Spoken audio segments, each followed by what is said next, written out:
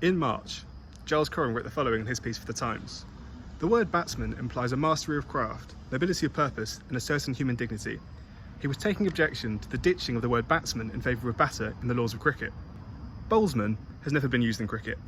Those who bowl have always been described as bowlers, but anyone who's seen Shane Warne or James Anderson will know that there's no less craft involved in bowling than batting. So why the difference in language?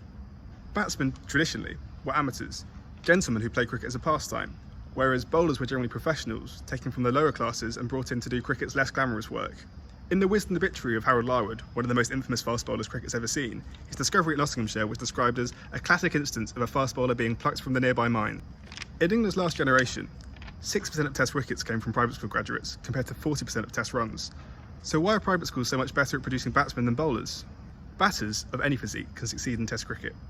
Two of the greats across the past 30 years were Matthew Hayden, who's 6'3", and Sachin Tendulkar, who's 5'5".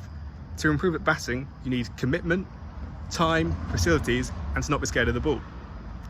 Private schools can provide the time and the facilities if the keen students can bring the other two. For bowling, genetics play a much bigger role. The vast majority of fast bowlers need height to produce the pace and bounce that makes them effective.